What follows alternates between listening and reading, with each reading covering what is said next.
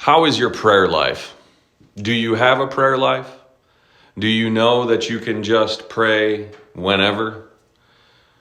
I know that for a long time I've struggled in my prayer life until I started wrapping my head around more of what a prayer life really is and what it means to have a relationship with Christ. I'm Dan, and I've been on this journey in a couple different videos going through God's promises. And I would love if you liked, commented, shared, whatever, in order to see some of my past content, in order to see some of the future content, especially if you're learning something or growing in any way. I want to dive in today specifically to God's promises on prayer. Prayer is an amazingly powerful thing. And for a long time, I didn't understand what it truly meant to pray. I thought that it was just going to church on Sundays and saying those prayers that you all said together, or blessing a meal and the hands that prepared it before sitting down to eat, or maybe just before bed, praying over the day, praying for something for the next day. But it's so much deeper than that. Think of your best friend in the world. Think of the person in the natural who you go to every single time something is going good or bad or amazing or terrible, when you're scared.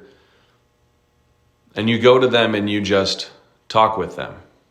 Sometimes they offer just a listening ear. Other times they offer advice or join into an argument with you. That's what prayer truly is. We are building a relationship with Christ the same way that we are building a relationship with our best friend or our family or our spouse or our kids. And God has a whole bunch of promises surrounding prayer. James chapter 1 verse 5 says, "If any of you lacks wisdom, you should ask God, who gives generously to all without finding fault, and it will be given to you." Basically, if you are struggling to find an answer, just ask God, and he'll give you an answer. Mark 11:24, "Therefore I tell you, whatever you ask for in prayer, believe that you have received it, and it will be yours." This can be a hard concept because sometimes we are asking for things in prayer that maybe are not possible in our eyes. But if we believe it, if we believe that we've already received it, God will find a way. Psalm 37 verse 4, "Take delight in the Lord, and he will give you the desires of your heart."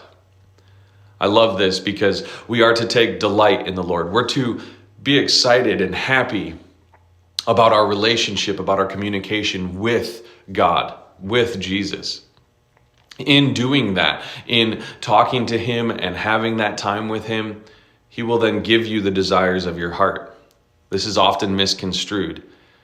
We think in our flesh and in the world that this means that what I desire, God will give me. But no, it means that we will be transformed, and the desires that we have in our heart will change to be the desires that God has for our lives. John 14:13 says, "And I will do whatever you ask in my name, so that the Father may be glorified in the Son.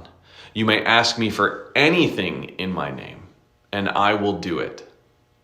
It's amazing that we can literally go to Jesus and ask for anything, and we will get an answer. He will do it for us. Obviously, the only downfall is sometimes it's not in our timing. There are so many more Bible verses that point to God's promises on prayer and how he hears us and is listening to us. Psalm 102:17 says, "He will respond to the prayer of a destitute. He will not despise their plea." He listens to everyone. If you're struggling in your prayer life, maybe you'd like to just converse about what it means to pray. I would love to chat about it. Links in the bio below. But I encourage you, just talk to him today as a best friend, as a father, as someone who loves you. Have a great day.